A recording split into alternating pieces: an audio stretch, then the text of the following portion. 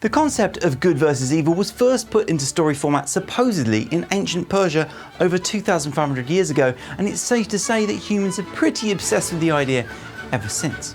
Bam! History! So how does the director Jane Campion use this ancient concept to help win 267 awards, including Oscar for Best Director, and a further 308 nominations? It's a bit greedy. Jane Campion. Power of the Dog. She uses what I call the Jekyll and Hyde Method. This method turns a flat, cliched character into a magnetic powerhouse your audience cannot take their eyes off. How does she do this? Jane is tasked with ensuring we get to know Dr. Jekyll, and in this case, that's Phil, the suave, confident cowboy. We've focused very purposefully on Phil, Benedict Cumberbatch, through the use of a window in this scene. And to make sure we're not confused, Jane uses not one, but 3 windows. You know, just in case you missed the first 2 times she did it. Have you figured it out yet, Fatso? What? Phil picks up a banjo and smoothly starts to play whilst talking with his brother. We understand from this moment that he is skilled and confident on this instrument. Oh, hell, think about it.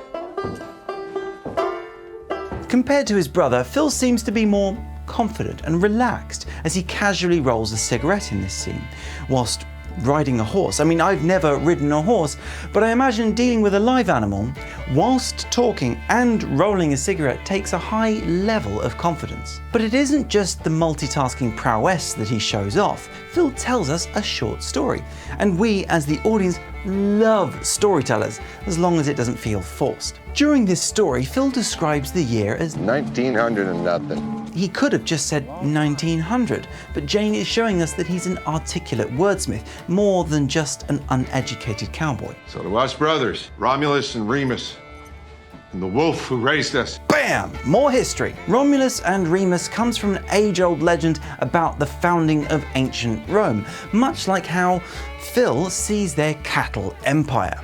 This, along with his wordsmithing earlier, is Jane painting a neon sign over Phil, shouting, "This is not your ordinary cowboy."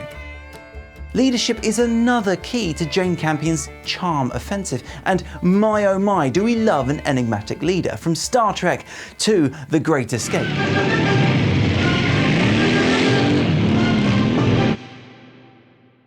Nine men walk into a bar. I mean, well, in this scene, there are 9 men walking into a bar. Notice how Phil is leading the entire group from the center, almost like a flock of birds.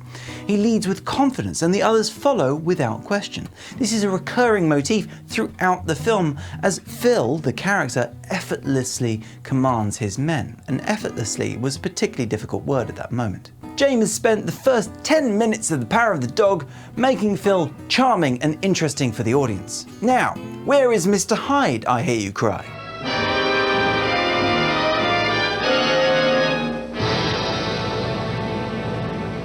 Jane starts to hint at Phil's underlying evil here. Cumberbatch's performance here is brilliant as it conveys his perverse curiosity by literally twisting Phil's body around to pick up the paper flower. This is further reinforced by the use of an exaggerated accent. Ain't them purty. His contortion here puts the audience off balance, and it seems very much a performance for both us and for the group of men who hang on his every word. This is the first stage of his transformation into Mr. Hyde. What little lady made these?